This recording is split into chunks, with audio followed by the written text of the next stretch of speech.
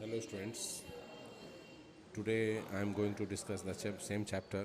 The name of the chapter is Money and Credit, chapter number 3 of your economics books. Today I will cover the formal sector and informal sectors, why formal sector is important, and government is also pressing formal sector to come forward and to lend loans, lend money to the poorer sections. First of all, try to understand what are the differences between formal sector and informal sectors. Formal sectors are those sources from money are available at a cheaper rate of interest. Their loan period is maximum, and but the main problem with the formal sector of loan is that they require a lot of papers. The party has to comply a number of things before taking the loans from formal sectors. Therefore, people move generally to take a loan from the informal sectors.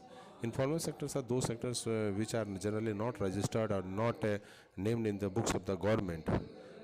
For example, the employer, money lenders, we, you, maybe any of their informal sectors.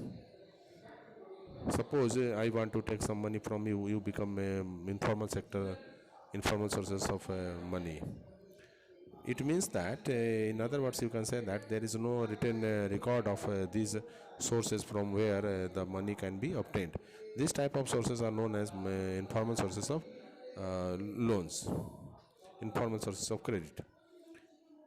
It is necessary that banks and cooperatives increase their lending, particularly in the rural areas, because in the rural areas, people generally move to money lenders and they get the money at higher rate of interest, and ultimately it will increase the burden for the poorer people, and in future they will not be able not in a position to give the money back, and in this way they lose their lands and other movable immovable properties, because their rate of interest is higher, and banks are not easily available in rural areas, and banks also require a number of papers to fill at the time of taking loans. Generally, the Indian people do not have such kind of papers, therefore they feel more difficulty in getting the loans from informal sources of formal sources of loans.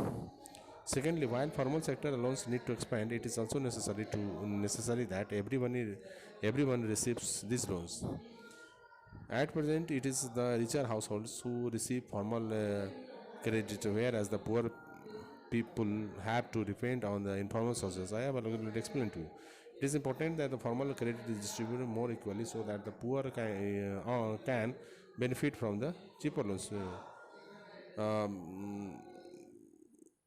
To keep the difference in mind between the formal and informal sector is one thing that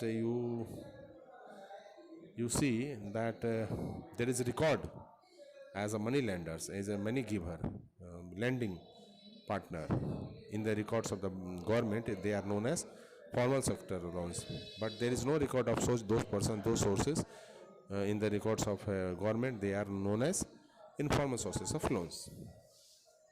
Next term is self-help groups. Self-help group is a voluntary organization comprising 15 to 20 persons generally. This group are generally found in rural areas, because in rural areas it is very difficult to get money from banks or FIs. There is only one source, that is the money lenders, and the money lenders generally charge a higher rate of interest. Therefore, it is very difficult for the poorer people to get the loans at higher rate of interest. Self-help group is a volunteer organization. Several persons come together and form a self-help group. At the name suggests that these organizations formed only to help each other. For example, one self-help group is formed in any rural areas, and the members voluntarily deposit 1,000 per month. For example, the number of members of self-help group is 25. You can simply calculate the maximum amount in every month they will collect about rupees 25,000. In this way, they will get about 3 lakhs in a year. And this amount is a big amount, and any member who is a member of self-help group can take this money as a loan from the self-help group. Here, each and every one is held responsible jointly and singly. They deposit their money, they have their money with the banks, and banks give some rate of interest to their deposits. Again, banks are also eager to offer credit facilities to the members of self-help group, because here the persons are jointly responsible for any default of the loan. Therefore, they can easily get the loans from banks. It is beneficial for each of us, for the bank as well as for the members of the self-help group. Most of the important decisions regarding the savings and loan activities are taken by the group members. The group members meet from time to time to discuss the future course of action of the self-help group. The group decides as regards the loans to be granted, the purpose, amount, interest to be charged, etc. Repayment schedule, of course, itself. Also, it is the group which is responsible for the repayment of the loan. Any case of non-repayment of the loan by any one member is followed up seriously by the other members in the group, because they are jointly or singly responsible. Because of this feature, banks are willing to lend to the poor women when organized in self-help groups, even though they have no collateral as cash. You read the chapter carefully, thoroughly. You will get a lot of information. You can easily solve any type of questions relating to this chapter. But the thing is, the concept should be clear in your mind, and your writing skill should be good, so that you can answer any type of questions easily. In the